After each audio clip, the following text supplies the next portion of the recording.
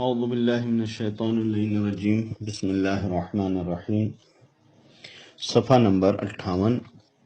اس صفحے میں سورہ مبارکہ آل عمران کی 62 نمبر سے 70 نمبر تک کی آیات ہیں، یعنی کل 9 آیات ہیں جن کا ترجمہ یہ ہے: یہ سب حقیقی واقعات ہیں اور خدا کے علاوہ کوئی دوسرا خدا نہیں ہے، اور وہی خدا صاحب عزت اور حکمت ہے۔ اب اس کے بعد بھی یہ لوگ انحراف کریں تو خدا مفسدین کو خوب جانتا ہے۔ اے پیغمبر، آپ کہہ دیں کہ اہل کتاب، آؤ ایک منصفانہ کلمے پر اتفاق کر لیں کہ خدا کے علاوہ کسی کی عبادت نہ کریں اور کسی کو اس کا شریک نہ بنائیں، آپس میں ایک دوسرے کو خدائی کا درجہ نہ دیں، اور اس کے بعد بھی یہ لوگ منہ موڑیں تو کہہ دیجئے کہ تم لوگ بھی گواہ رہنا کہ ہم لوگ حقیقی مسلمان اور اطاعت گزار ہیں۔ اے اہل کتاب، آخر ابراہیم کے بارے میں کیوں بحث کرتے ہو جبکہ توریت اور انجیل ان کے بعد نازل ہوئی؟ کیا تمہیں اتنی بھی عقل نہیں ہے؟ اب تک تم نے ان باتوں میں بحث کی ہے جن کا کچھ علم تھا، تو اب اس بات میں کیوں بحث کرتے ہو جس کا کچھ بھی علم نہیں ہے؟ بے شک خدا جانتا ہے اور تم نہیں جانتے۔ ابراہیم نہ یہودی تھے نہ عیسائی، وہ مسلمان حق پرست اور باطل سے کنارہ کش تھے، اور وہ مشرکین میں سے ہرگز نہیں تھے۔ یقیناً ابراہیم سے قریب تر ان کے پیرو ہیں، اور پھر یہ پیغمبر اور صاحبان ایمان ہیں، اور اللہ صاحبان ایمان کا سرپرست ہے۔ اہل کتاب کا ایک گروہ یہ چاہتا ہے کہ تم لوگوں کو گمراہ کر دے، حالانکہ یہ اپنے ہی کو گمراہ کر رہے ہیں اور سمجھتے بھی نہیں ہیں۔ اے اہل کتاب، تم آیات الہیہ کا انکار کیوں کر رہے ہو جبکہ تم خود ان کے گواہ بھی ہو؟ یہ صفحہ نمبر 58 کی آیات کا ترجمہ ہے کہ جس میں گزشتہ صفحات کے جو مطالب ہیں اسی سے تعلق رکھتی ہیں یہ بھی آیات، کہ گزشتہ صفحات میں جناب زکریا، جناب یحییٰ، جناب مریم، جناب عیسیٰ علیہ السلام کے قصوں کو بیان کیا گیا، اور جناب ابراہیم کے حوالے سے گفتگو کی گئی، اور جناب عیسیٰ اور کے بارے میں جو خدائی کی دعوے داری تھی اس کے حوالے سے گفتگو، اور پھر مباہلے کا بھی ذکر ہوا کہ گویا عیسائیوں سے جب ان کے دلائل کی بنیاد پر ان کو قانع نہیں کیا جا سکا، یا مثلا وہ قانع نہیں ہوئے، انہوں نے ماننے سے انکار کیا، تو ان کو مباہلے کی دعوت دی، یہ جو اسلام کی حقانیت کی سب سے بڑی دلیل ہے کہ اگر حق پر نہ ہوتا، یہ مذہب حق نہ ہوتا، تو بہرحال مباہلے کی دعوت کوئی آسانی سے نہیں دے سکتا۔ اس کے بعد یہ گفتگو پیغمبر اور یہود اور نصارہ کے درمیان کی ہے، کہ جس کے سلسلے سے یہ آیات ہیں،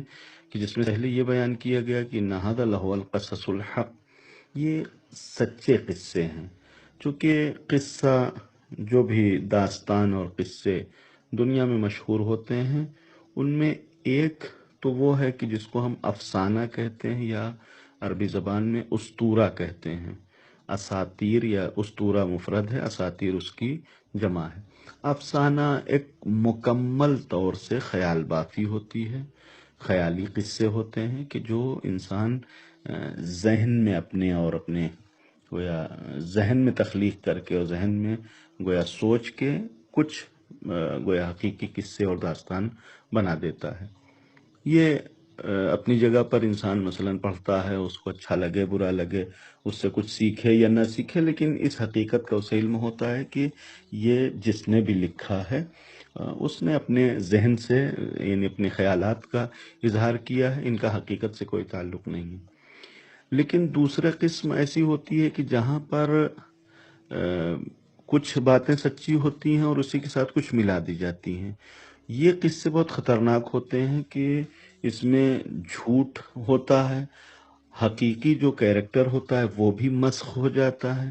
اور جو جھوٹا ان کے ساتھ جو چیزیں جوڑ دی جاتی ہیں اس کی وجہ سے جو قصے کا مقصد ہے وہ بھی ضائع ہو جاتا ہے۔ یعنی ایک شخصیت کے کچھ کیریکٹر حقیقی، کچھ جو ہے وہ غیر حقیقی، کچھ سچے کچھ جھوٹے اگر ملا دیا جائے تو وہ شخصیت نہیں پہچانی جا سکتی، کہ توریت اور انجیل کا معاملہ ایسا ہی ہے کہ مثلا جناب ابراہیم علیہ السلام کی شخصیت ایک برحق شخصیت ہے، ایک زندگی پروردگار عالم کے نبی ہیں، ایک زندگی انہوں نے گزاری ہے، ان کے مکمل داستان بہرحال انبیاء علیہ الصلوۃ والسلام کے علم میں تھی، اور خدا تو جانتا ہی ہے۔ لیکن مثلا جناب ابراہیم کی داستان کو توریت اور انجیل والوں نے اس طریقے سے کہ کچھ اس میں سچ کچھ جھوٹ، لہذا اس طریقے سے پورے شخصیت کو مسخ کر کے رکھ دیا۔ اس کے مقابلے میں قرآن اس بات کا دعویٰ پیش کرتا ہے کہ یہ جو ہم قصے بیان کرتے ہیں، اِنَّ هَذَا لَهُوَ قَصَصُ الْحَقِّ،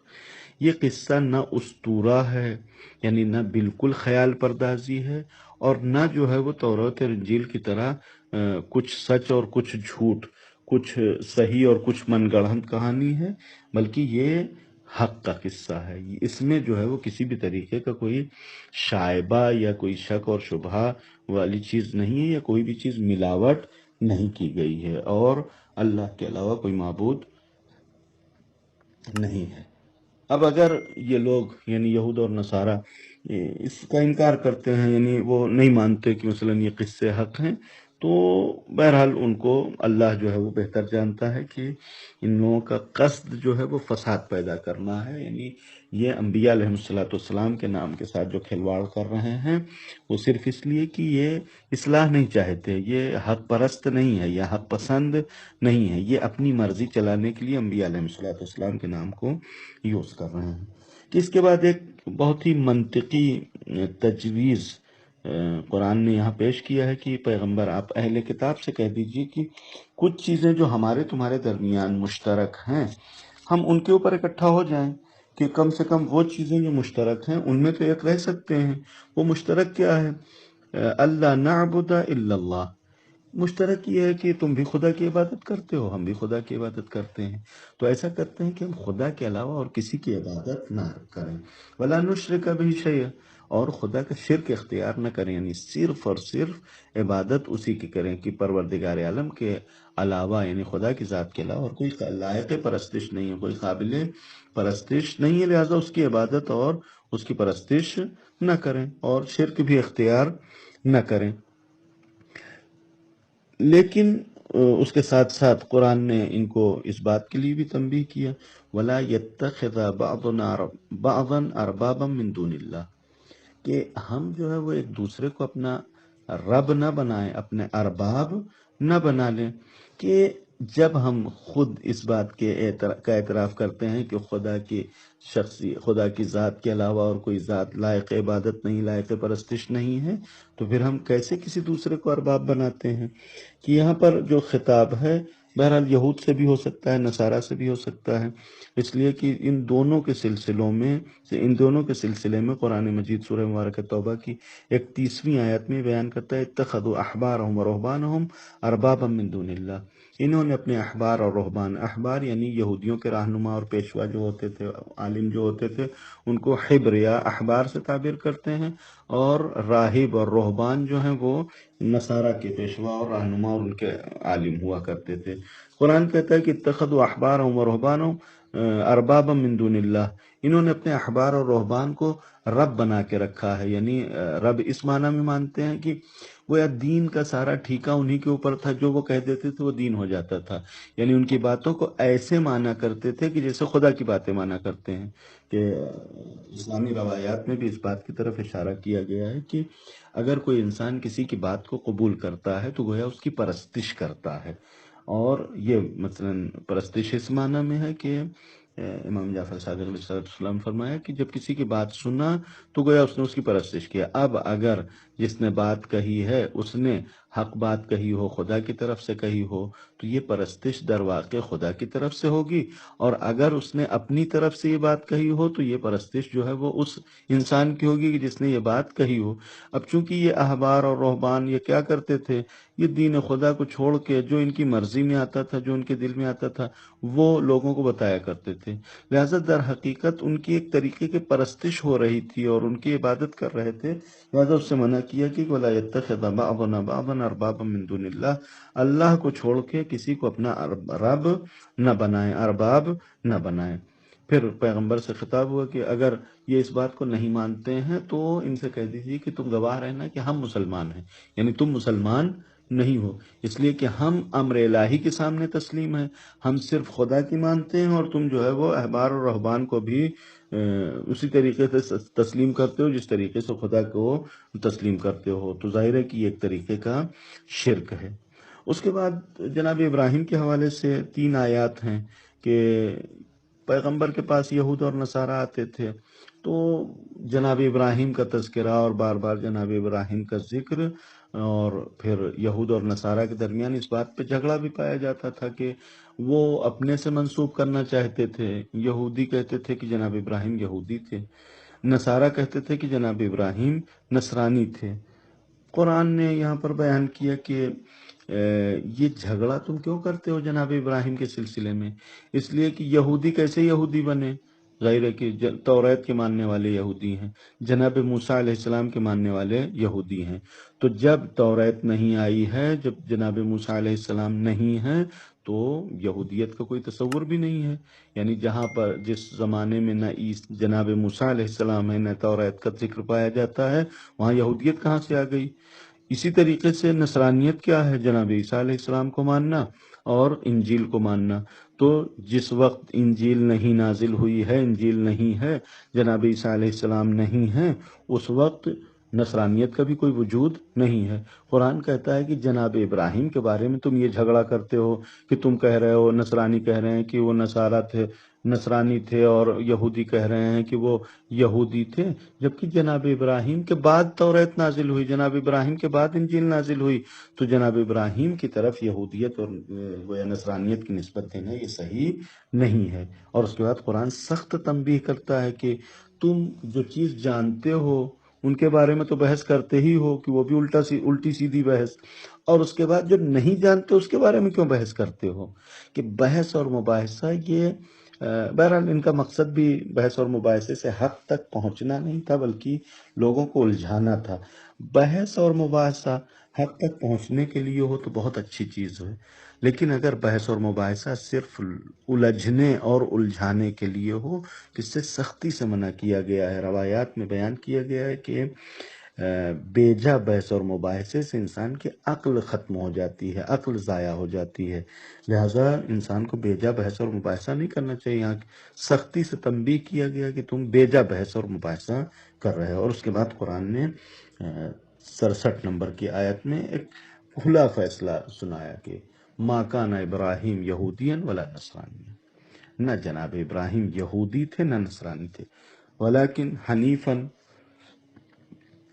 جناب ابراہیم حنیف تھے، مسلمن، مسلمان تھے، مسلمان یعنی امر الہی کے سامنے تسلیم تھے۔ وہ خدا کو اس طریقے سے مانتے تھے کہ جو بھی خدا کہہ دے اس کو انجام دینے کے لیے اس کے سامنے ہمیشہ سر پر تسلیم تھے، اور انہوں نے سرخم کیا تھا، لہذا جناب ابراہیم جو ہے وہ ایک مسلمان تھے۔ اور وما کان من المشرکین، اور کم سے کم تم جیسے مشرک تو نہیں تھے، یعنی تم نے جس طریقے سے اپنے کو بنا کے رکھا ہے کہ اپنے عالم کو خدا کے برابر مانتے ہو، خدا کے جیسے خدا کی بات مانتے ہو ویسے اپنے عالم کی بات مانتے ہو، ایک طریقے کا شرک ہے یہ۔ کہا کہ ما کان من المشرکین، جناب ابراہیم کم سے کم مشرک تو نہیں تھے، کہ جو شرک کوئی یہود اور نصارہ کے یہاں سرایت کر گیا تھا۔ پھر اس کے بعد اس سلسلے سے قرآن اور گفتگو کو آگے بڑھاتا ہے کہ یہ جو جناب ابراہیم کا ذکر بار بار یہ سب لے کے آتے تھے یہود اور نصارہ، ان کا مقصد بھی یہ تھا کہ یہ مسلمانوں کے درمیان اس طریقے سے اپنا روب اور گویا روب جمائیں کہ جو گزشتہ انبیاء تھے ان کا ہم سے تعلق تھا، یعنی نعوذ باللہ یہ پیغمبر سے ان کا کوئی تعلق نہیں ہے، لہذا اپنی ایک نسبت، یعنی یہود یہ چاہتے تھے کہ وہ خود کو زیادہ جناب ابراہیم سے زیادہ قریب دکھائیں، نصارہ یہ چاہتے تھے کہ وہ خود کو اپنے سے جناب ابراہیم سے زیادہ قریب دکھائیں، کہ قرآن نے جواب دیا کہ اگر جناب ابراہیم سے قربت کا اتنا ہی شوق ہو تو جناب ابراہیم سے قریب سب سے زیادہ وہ ہوگا کہ جو جناب ابراہیم کی پیروی کرے گا، اور نہ صرف جناب ابراہیم کی بلکہ وہذا النبی، اور یہ جو پیغمبر آج کے زمانے میں ہے جو ان کی پیروی کرے گا وہ ابراہیم سے قریب ہوگا۔ والذین آمنوا واللہ ولی المؤمنین، یعنی جو پیروی کرے گا نبی کی اور جو صاحبان ایمان ہیں، اور اللہ جو ہے وہ مومنین کا ولی اور سرپرست ہے، یعنی اللہ مومنین کے ساتھ ہے۔ یعنی اگر جناب ابراہیم سے قربت کا دعویٰ ہو تو صرف اور صرف یہ کہنے سے کہ ابراہیم ہم میں سے تھے، ابراہیم یہودی تھے، ابراہیم نصرانی تھے، اس سے کام نہیں چلے گا، بلکہ ابراہیم کی پیروی کرو، پیغمبر کی پیروی کرو اور صاحبان ایمان کی باتیں مانو، تو بہرحال یہ دعویٰ ثابت ہو سکتا ہے۔ اور ان تمام چیزوں کا جو مقصد تھا ان کا، وہ مقصد یہ تھا کہ یہ لوگ چاہتے تھے کہ کچھ مسلمانوں کو گمراہ کر دیں، یعنی اس طریقے سے بحث و مباحثے سے اسلام کے خلاف